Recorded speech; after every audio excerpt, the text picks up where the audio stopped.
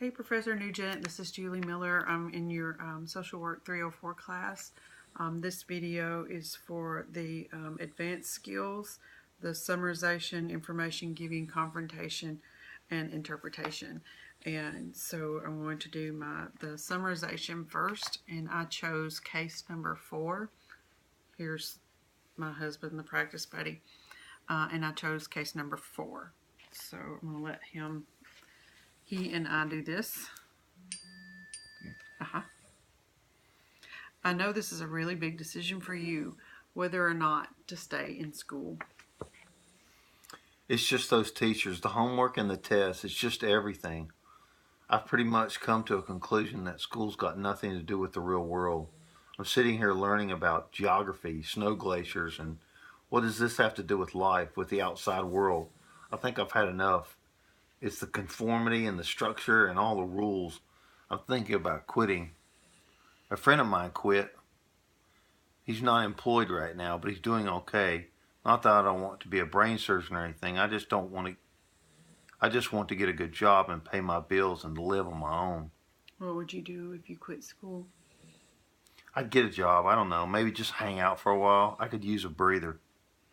What else is going on in your life right now that you need a break? The regular stuff. My parents ragging on me and my failing grades. You know, that kind of stuff.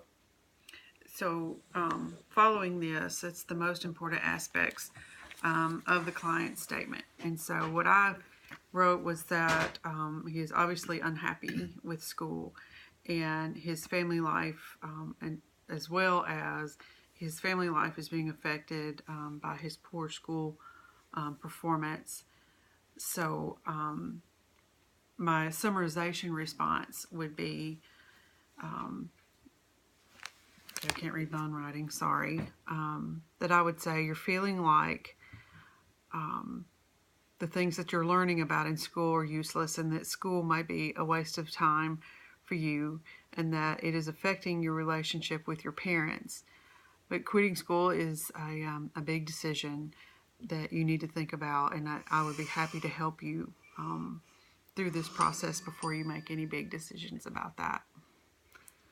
So the next skill would be confrontation. And for confrontation, I chose number 6. Forgive me while we flip pages. Hang on one second. What did I say? Number 6. Okay. And I'm going to let Steve, the practice buddy, read this first. A 22-year-old homeless veteran who is living on the streets.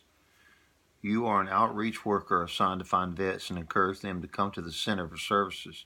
He is agitated and upset that you have found him, as he is hiding from everyone. You offer him a meal and a ride to the shelter, both of which he turns down. So in this situation, it asks, what issues would you address? So I wrote, why is he living on the streets? Why is he hiding from everyone? And what has him so agitated? And then my statement of concern, followed by my confrontational response. This one was a little bit tough on how to be confrontational, I guess. But I said that I'm concerned that there's something that is making you refuse contact and help from anyone. And how can I best serve you if you won't let me help you? So I don't know if that's confrontational enough, but that's what I chose. The next skill is information given. And I chose number 6. And forgive me once again. Okay, and I'm going to let Steve, the practice buddy, read this one as well. And it's number 6.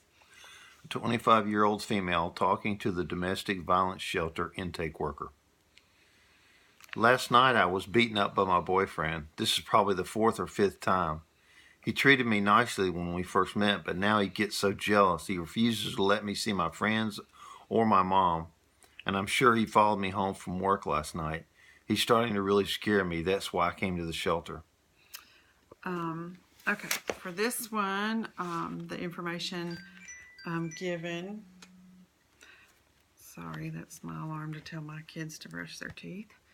The most important pieces of information in this situation is that she is very scared and that she is very isolated. So my information giving response would be to her would be that I can understand why you decided to come to the shelter, and let's consider how to ensure your safety now and where to go from here. And the last one is interpretation, and I chose number 4. Flip one more time, and I'm going to let Steve read this as well. A 35-year-old woman, a single parent, reports that her 8-year-old daughter, Karen, has refused to go to school for the past 4 weeks. Recently, the mother has decided not to force the issue because it's been nice having her company at home. She's now thinking about homeschooling. So it asked, what underlying issues could you address? And it said to do at least 2. One underlying issue would be that the child has missed an excessive amount of school. And the second one would be that the mother is not showing nearly enough concern for this matter. So my statement of concern would be that I'm understanding that you do not want to confront your daughter with the issue, and that the easiest solution may seem to homeschool. I guess that's it. I guess that's all I have. Okay, so those are the 4 skills, and I'll be uploading it to YouTube.